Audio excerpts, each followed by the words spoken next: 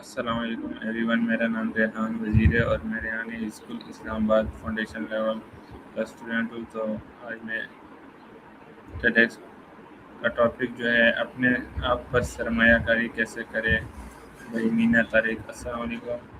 اگر میں آپ سے پوچھوں کہ زندگی کی سب سے بہترین سرمایہ کاری کون سی ہے، تو شاید آپ میں سے بہت سے لوگ کہیں گے کہ شیئرز، جائیداد یا کاروبار، لیکن حقیقت یہ ہے کہ سب سے بہترین سرمایہ کاری بازار میں نہیں بلکہ اپنے آپ پر سرمایہ کاری ہے۔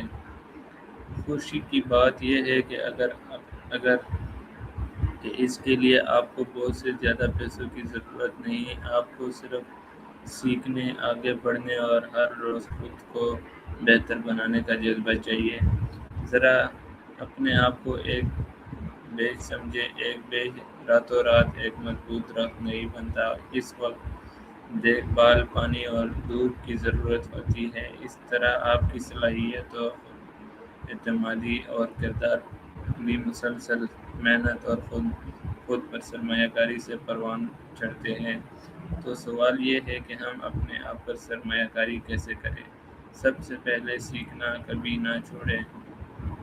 کتابیں پڑھیں، تعلیمی ویڈیوز دیکھیں، ورکشاپس میں شرکت کریں اور سوال پوچھنے سے نہ گھبرائیں۔ ہر نئی مہارت آپ کی قدرت اور قابلیت میں اضافہ کرتی ہے۔ اور دوسرا یہ اپنی صحت کا خیال رکھیں۔ اب ایک صحت مند جسم صحت مند ذہن کی بنیاد ہوتا ہے۔ باقاعدگی سے ورزش کریں، متوازن غذائیں کھائیں اور مناسب نیند لیں، کیونکہ اچھی صحت ہی کامیابی کی مثبت بنیاد ہے۔ اور تیسرا سوال، مثبت سوچ اپنائیں۔ مشکلات رکاوٹیں نہیں ہوتی بلکہ ترقی کی مواقع ہوتی ہے۔ ہر ناکامی ہمیں وہ سبق سکھاتی ہے جو کامیابی کبھی نہیں سکھا سکتی۔ آخر میں اپنے ارد گرد ایسے لوگوں کو رکھیں جو آپ کو بہتر بننے کی ترغیب دے۔ آپ کے دوست، اساتذہ اور رہنما آپ کی سوچ، عادت اور مستقبل پر گہرا اثر ڈالتے ہیں۔ اس لیے ہمیشہ ایسے لوگوں کا انتخاب کریں جو آپ کو آگے بڑھنے کا حوصلہ دیں۔